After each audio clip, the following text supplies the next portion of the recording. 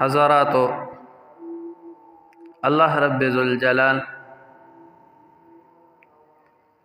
په خپلو بندګانو باندې ډېر زیات رحم کوونکی ذات دی.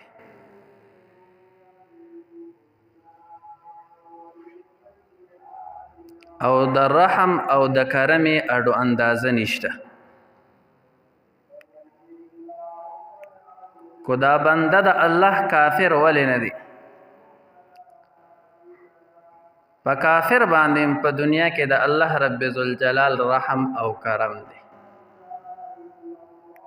مسلمان خو پرېږده، په مسلمان باندې خو په دنیا او په آخرت دواړو کې د الله رحم او کرم به وي.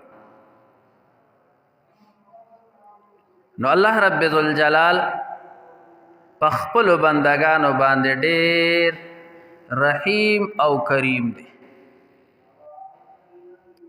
الله رب ذوالجلال بیان فرمائی والله یختص برحمته من یشاء، او الله رب ذوالجلال خاص کوي د خپل رحمت سره هغه څوک چې وغواړي. الله رب ذوالجلال والله ذو الفضل العظیم، او الله پاک د لوی فضل خاوند دی په خپلو بندګانو باندې. نو الله رب ذوالجلال په خپلو بندګانو باندې رحم او کرم کوي. او تا ته به د الله د رحم او د کرم معامله د دې نه معلومه شي چې کله دا انسان ګناه کوي او کله دې دا ګناه وکړي، نو الله رب ذوالجلال زما او ستا په دې اوږو باندې یو دوه فرشتې مقرر کړي دي. په دې ښۍ اوږه باندې چې کومه فرشته ده دا نیکي لیکي، او په دې ګسه باندې چې کومه فرشته ده دا بدي او ګناه لیکي. نو کله چې انسان ګناه وکړي نو دا ګسه اوږې والا فرشته دا را لګي او دغه ګناه لیکي. بیا د الله رحم ته ګوره، دا ښۍ اوږې والا فرشته دا یې مشره کړې ده په دې ګسې اوږې والا باندې. ښۍ اوږې والا خو نیکي لیکي او ګسې والا ګناه لیکي، خو الله رب ذوالجلال دا ښۍ اوږې والا فرشته په دې ګسې اوږې والا باندې امیره کړې او مشره کړې ده، او دا ګسه اوږې والا فرشته دا مامور او کشره ګرځېدلې ده د دې ښۍ اوږې والا. نو کله چې دغه بنده ګناه وکړي نو دا فرشته رالګي او د دې دا ګناه لیکي. نو اوس خو پې مشره ښۍ اوږې والا فرشته ده، نو دا ورته وایي چې نه لا مه لیکه. کیدای شي چې دې نیکي وکړي او د دغې نیکۍ د وجې الله رب ذوالجلال د ده دا بدي او د ده دا ګناه ختم کړي. نو که دا بنده وایي نیکي وکړي الله رب ذوالجلال ورله دغه بدي ختم کړي، او که نه دې کله د دغې بدۍ پسې بله بدي مو کې بیا دغې فرشتې ته حکم وشي چې اوس ولیکه. او بیا د الله رحم ته دلته ګوره چې کله انسان نیکي وکړي نو دا نیکي والا الله رب ذوالجلال دا کمه نیکي لیکونکې فرشته چې د دې ته حکم وشي دا فورا لیکي. دا به د دې ګسې اوږې والا فرشتې نه تپوس نه کوي. او بیا دا ښۍ اوږې والا چې کومه فرشته ده دا خو به د دغې بنده دپاره دا نیکي لیکي، فورا به یې لیکي، او بیا دا یو نیکي یو پلسته من جاء بالحسنه فله عشر امثاله. چا چې یوه نیکي راوړه د هغه دپاره د دغې په 10 چنده او په 10 مثله دي.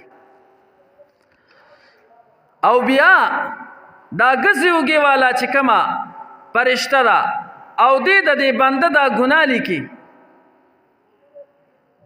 نو دا هغه یو به لیکلی کېږي زیاتي به نه لیکلی کېږي او وایي دا هم پکې احتمالات شته چې دا هم ورله محوه او ختم کړي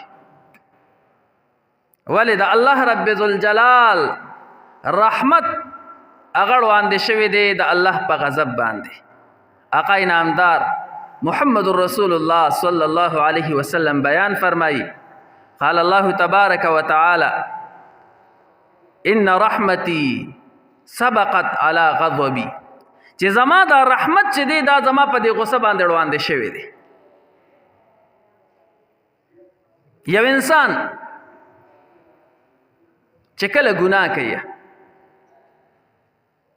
نو حدیث مبارک کې راځي لا يزني الزاني وهو مؤمن ولا يسرق السارق وهو مؤمن چې کله دا زناکار زنا کوي نو دې په دغه ټیم کې مؤمن نه وي او کله چې دا غلا کوونکې غلا کوي نو په دغه ټیم کې دې مؤمن نه دی څه مطلب نو د حدیث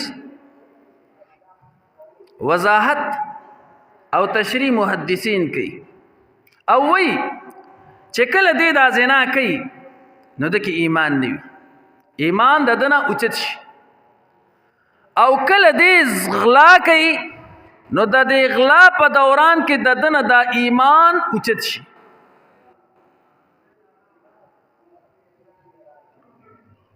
نو یو مطلب خدا دی چې په حالت د بی ایمانی کې دی زنا کوي په حالت د بی ایمانی کې دی غلا کوي خو د دنه دا ایمان ولی پورته شو د دنه دا ایمان ولی اوچت شو نو محدثین وی د دنه دا ایمان ځکه اوچت دی او د دنه په حالت د غلا کې او د زنا کې دا ایمان ځکه پورته شوی دی چې دا الله عذاب کو چرته راځي نو دا ایمان پشان د یو چتره پشان د یو سایبان دغه عذاب ته ولاړ دی او دغه عذاب بل لري کوي دا د الله رحم دی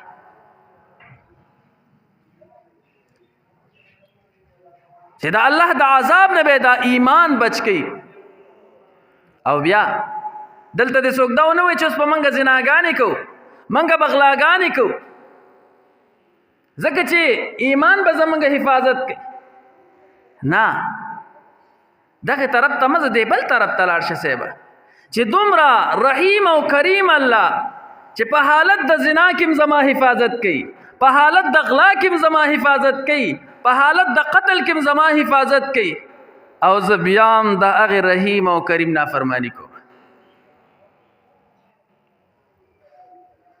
نو الله رب ذوالجلال په دې خپل بنده باندې ډېر زیات رحم کوي اوې کله چې دا شیطان الله رب ذوالجلال لعین او مردود وګرځو نو د شیطان الله رب ذوالجلال ته یو درخواست وړاندې کو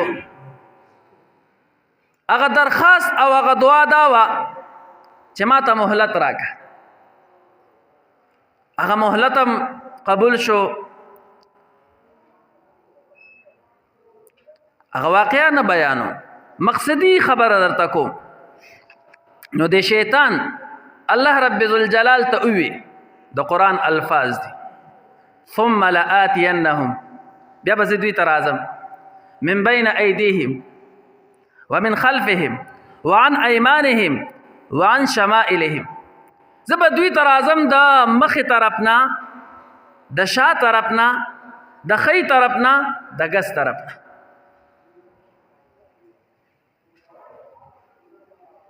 دا اطراف دا سلور طرف یاد کړل مخکې رستو ښی او ګس طرف یاد کړ چې زه به ستا د بندګانو ته راځم او دوی به ستا د لارې نه اړو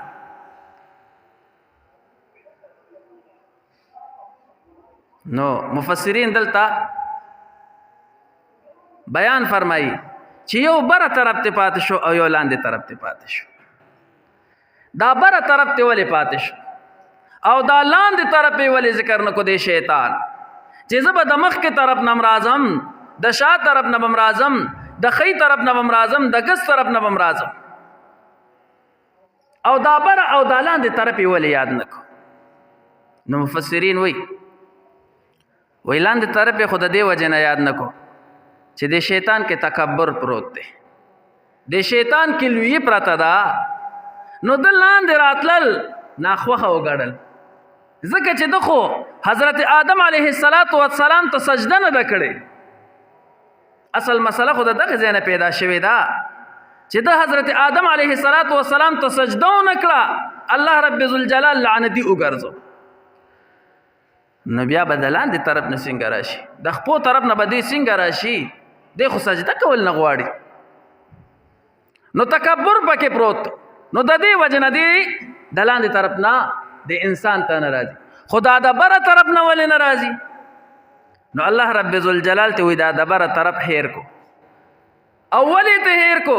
وایي دا ځکه چې د بره طرف نه د الله رحمت راځي. نو الله رب ذوالجلال ته بره طرف هیر کو چې زما بنده ته دی د بره طرف نه رانشي.